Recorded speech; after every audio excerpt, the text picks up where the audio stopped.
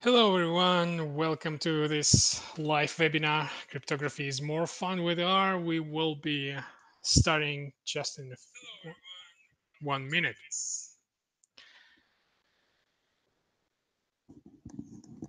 Okay, here. I'm here at this moment of time preparing everything. It looks like I'm ready. Just 20 seconds to go and I can start.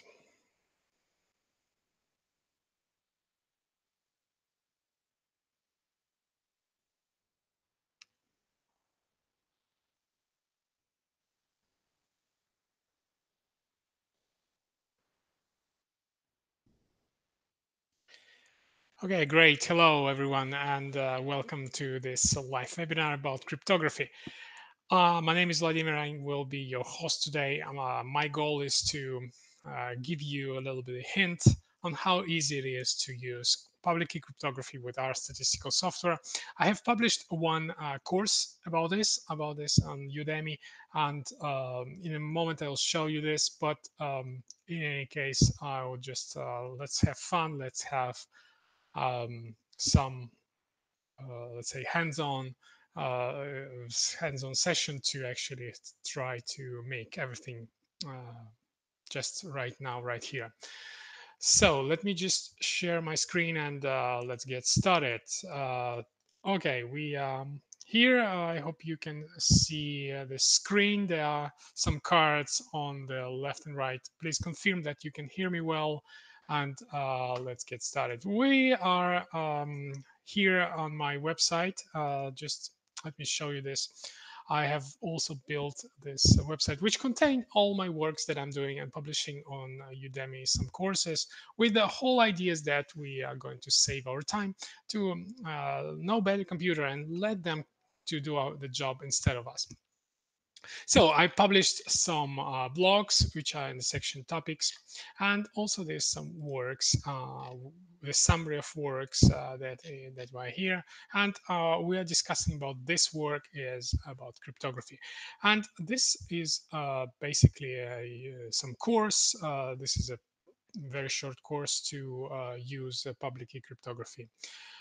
Okay, let me to just introduce you to my R session. And this in this webinar, what we'll be doing, we'll look about a little disclaimer first, and then we will be creating keys and making encrypting some simple text, and then decrypting it. Also, talk briefly about hashing and make a conclusion. Let's start with the disclaimer, right? Here we go. Why disclaimer? Okay, why disclaimer? Well, cryptography is something serious, and the serious risk that might happen is that you can lose your data, or you can lose, or somebody else can read this data, right? So all methods are provided for learning purposes. We will not be building here real systems, but just for illustration, we will be looking into this. So everything that if before you will ever start to use real data to, I don't know, to protect your passwords, whatever. Try on the dummy data first, and then only then switch to this system. There are some risks which are exist. Like technically, if you're using this method, you can, for example, you can overwrite your private keys and so on. You can make something wrong. In any case, if you know what you do, I believe the chances are very small. Nevertheless, in my course, I'm discussing a lot about those risks and how to get protected against them. Also, check out the laws in your country. If there's a possibility for people to use these tools, or maybe not, maybe not. Maybe the government doesn't want you to experiment with it too much. Okay, so, very short theory today. Very short. For those who don't know about this. Before the theory, I would like to ask you, what about your theoretical knowledge about cryptography? What is your status today? Have you using it unintentionally? Can you create this public key? Can you encrypt something yourself? What is your status, right? So there are some cards on the top right part of your screen. Please go ahead and mark them. Okay. Personally, I would say I'm no, it's four. I would give myself four because I can a little bit I can teach others, but I maybe not know a lot in details. But up to you to say what you think about it. Okay, the cryptography. Let me just continue to share my screen here. I prepared this little handout. What we're doing here, we are protecting some message from the adversary, and we are delivering this message to other party, or we can use this message later, right? We're using some sort of communication protocol, which we call public key cryptography, which is a system, cryptographic system that uses a pair of private and public key. Here are those keys, just as an example. We can, the person who wants to receive secret can generate a private key, extract public corresponding public key. In a moment we will do this, and then this person transfers this key to this person here, and then this person can encrypt the information, and the information in an encrypted form will travel to this person, and this person will be able to decrypt it using his or her private key. Okay, physically today we will be using R. Why R? Because R is open source software, and it has some libraries of code which is in this case OpenSSL toolkit, which we can just load into an environment and use it. And what we'll do, we will we can get some information into R. We can protect it, we can encrypt it using, once again, public key, and we can store this information persistently. This is what we will do in a moment. And when we want to decrypt, we will just send this information, encrypted information, back into R. We will use also private key, and using functions, cryptographic function, we will decrypt the information, and we can send it back to computer memory. So this is basically what we're gonna do. So right now we need to have a code. This code I have shared with. If you was invited to this webinar, you probably get aware that this code is existing. Nevertheless, this is quite simple code. If you want, you can just type it. It's just 10 lines of code, not more. So let's then continue, and in this case we will now start creating keys and encrypting information. So let me switch to R, and on this repository I have a few scripts. I will open them,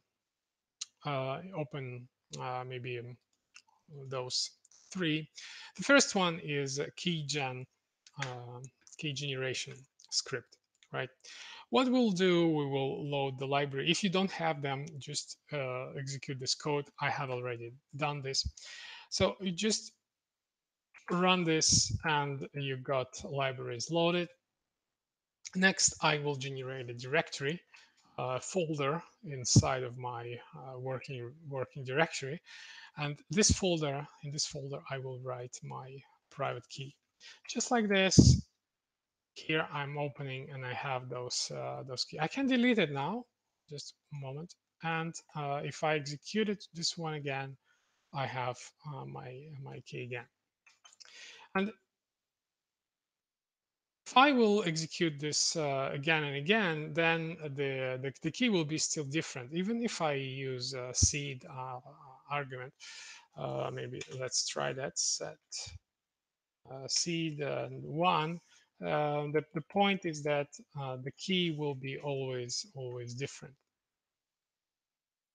Let me just make things like this. I will just copy this and do it like this and create this private key number one, just for you to see that it will be a different key. So right now, what I would like to do, of course, this is all that you need. Basically, you have your key. Well, you might need extract a public key, which we can do using just this code. We just extract information from this, and for the second key, I can also do it. I just write this number one, and let's make it like this. So we have different keys. So right now I would like to demonstrate that those two keys are different. So I will now execute this function, which will retrieve this from the memory and write it into my global environment. So once again, I will copy this and I will write private key one, and here will be my key number one. So if I execute this code, I have those two. So right now, I'm gonna actually show you that the structure of the first one. Here we go. Maybe I would do, yeah. So just to show you that this is the list of 4 elements where the third element is a public key. And right now, I'm gonna actually demonstrate you that the key, this one key is different from this one. So I will just let me just type private key dollar top key and dollar SSH, right? So I will print this and also do like this, print another one, and I want to see that they're different. How can I see that? Well, the first 3, they are okay. They are, well, they looks like they're the same. AC, da, da, da, da, da. No, no, no, no. They are not the same. They are not the same. Yeah, they are not the same. They are different. Exactly, they're different. So if I and in fact, if I would execute this whole piece of code once again, they will be also different. Okay, so let's just look at this. So this will be also different. So the point takeaway here is that every time we execute this command here to generate a key, and if in case we overwriting this key, this will be unique key. Even if we use set seed argument, it just doesn't matter. Okay, let me maybe just show one more thing. Let me just show you the structure of this public key, and to tell you that our key is basically sets of big long random number. So to show you this, I'll just write public key dollar data and dollar element n, and here we go. This is a random number which is this is public, and the private part of information contained also a very long number.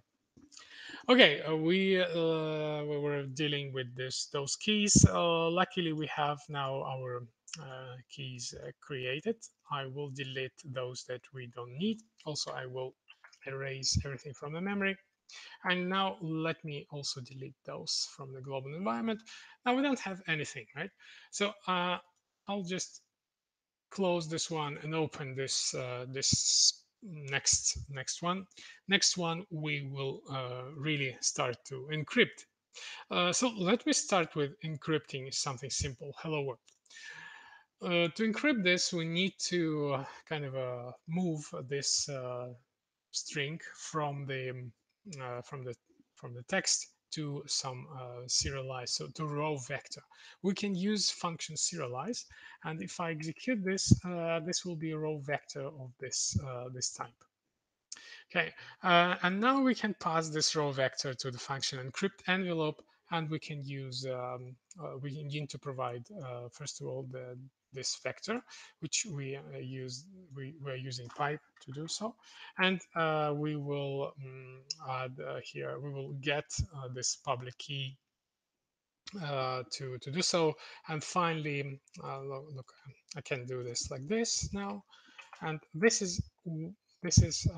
well, this is now encrypted information. Okay, this is our encrypted information, which we will write persistently using a function write underscore RDS.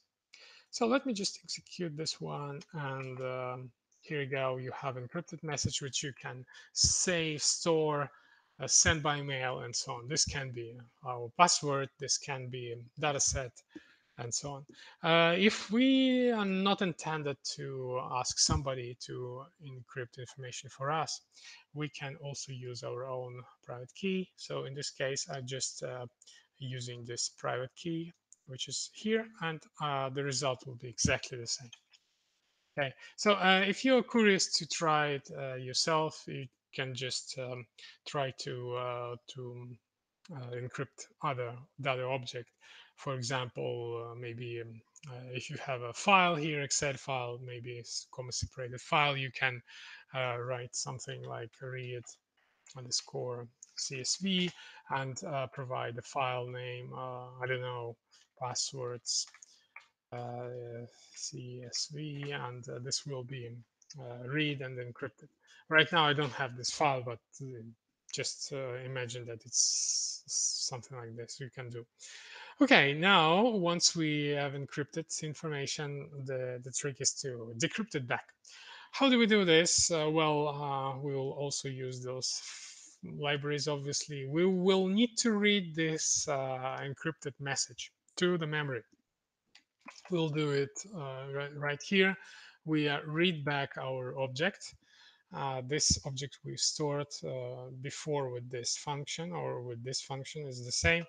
And right now I will use function decrypt envelope to just provide those data, IV and session information, and the key. And obviously, if I execute this one right here, it will decrypt information for me. In fact, this is it.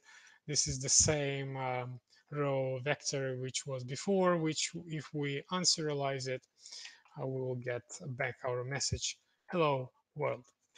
Okay, this was basically all maybe 5 minutes to encrypt and decrypt information and create any keys, 10 lines of code, very easy to do.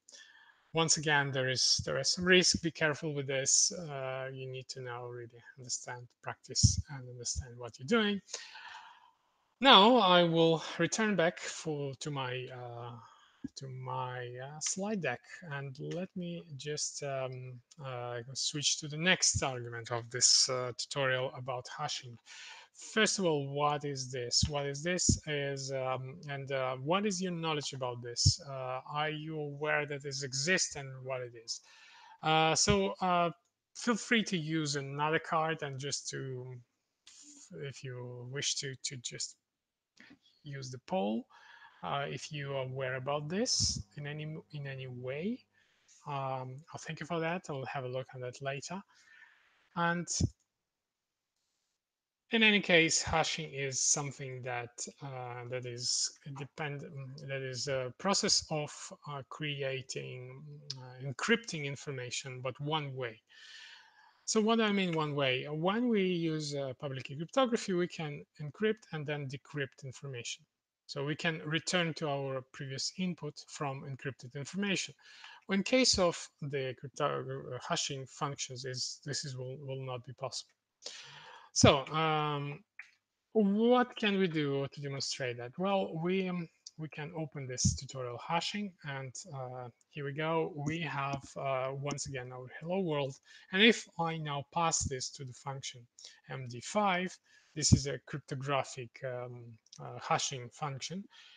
By the way, there are other functions. If we just type md5 question mark md5, we will have all hashing functions that are available. And probably the strongest one is this one, which has these things.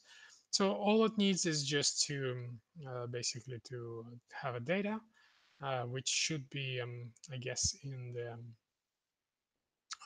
in form of the string or row vector. What is say in support inputs are binary row vectors, strings, or an object. So if we execute this one here, we will have this hash, and this hash will represent this. If I execute this one again, it will be always the same hash. But if I change anything here, like add one more space, it will be a different one. So even if I just change maybe this one, I put another instead of I can basically put another symbol, maybe from another keyboard layout, another Unicode symbol, and then it would reveal the mistake. For example, let me just now set up in Cyrillic. I will put O in Cyrillic. Looks like the same, right? But if I execute now, if I execute this code now, this is totally different. Totally different, guys. This is the mistake is now revealed. So this is fun to be used, right? So if I return back my Latin O, I will always get back my number. So there's things to think about it. Why do you use it? You can use it to creating, for example, the passwords and so on. In this case, I'm using a special key, and why I'm using it, I want to create something unique, because if this is something simple, you can simply Google that. Just as a trial, I'm taking this one, I'm copying this, and I'm bringing that one to Google. Sorry, I'm here, and if I just Google that one, it will be hello world. Here we go. But if I go ahead and execute this one with some special with a special key, right? Even if it's nothing, but just as matter, it's if I just add something blah blah blah blah. Sorry, secret salt key. All right. If I execute this one and I copy that and go back to Google, this is not doesn't match any documents. So this is the way to actually generate something unique. We can also use even the file object, all right? So we can do it like this, and it will also generate. So imagine you have to validate that this object never changed, right?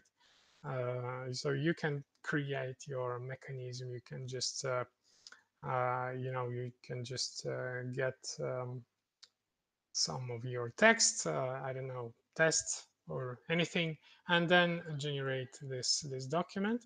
So if I change, I'll put space here, right? Save this one, and rather nothing changed, right?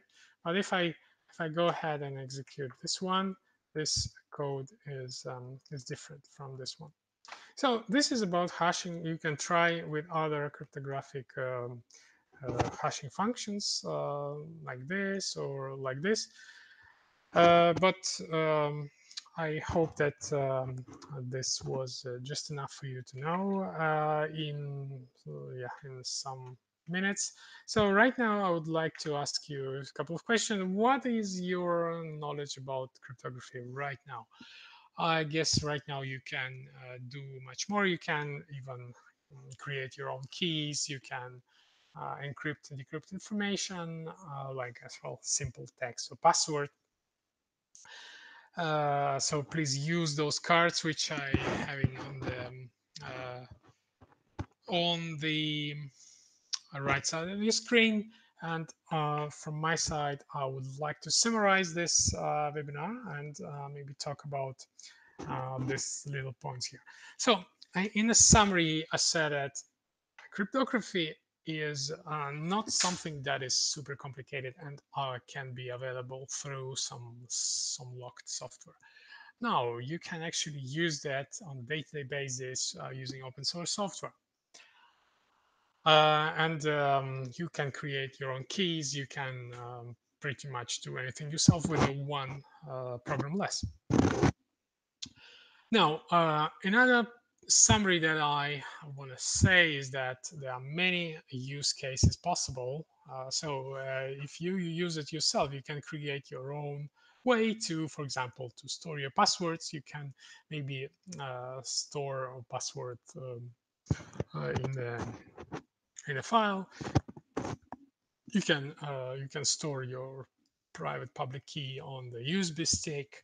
You can have backup of the USB stick somewhere in a secure place, and so on. By the way, in the in the course, which this course, cryptography is more fun with R, which you can get on Udemy.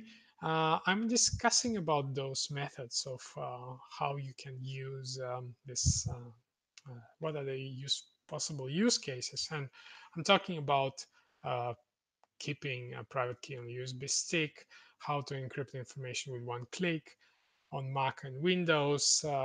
We are talking about how to keep encrypted data in public version control repository, how to keep encrypted data in the drive storage like Google or OneDrive. We also talk about encrypting passwords in R scripts and even some fun stuff like measuring encryption time. So this is a pretty interesting, pretty broad use cases here, and feel free to check out this course. Now, make sure that you know what you do. There are risks. Once again, be careful. Always try on the dummy data, and also use it frequently, because this will help you to actually to get used to it, not forget it, and so you will know what you're doing. Once again, in the course, we are talking about very step-by-step detail about this, and even simulating disaster, trying to understand the risk. And even there's a um, a little quiz here, which you can take to check your knowledge.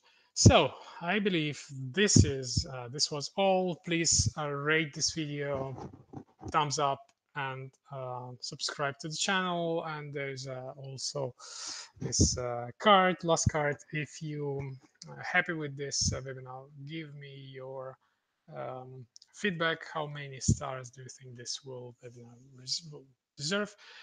And on my side, I think this is all. Yeah, visit my blog. This blog on is containing useful information, some blah blah stuff like blog, and even the summary of my works, which you can read. You can get some advantages if you just keep those things reproduced on your own computer. Okay, I think I'm happy to say that I'm done with this webinar. I thank you for watching. If you resisted until the end, I hope this was useful and helpful. Feel free to watch other videos. Feel free to join my courses. I will be very happy if you do so. So in this case, I'm going to stop broadcasting. It's a Saturday, it's still something to do around. So thank you very much and have a nice evening. Bye.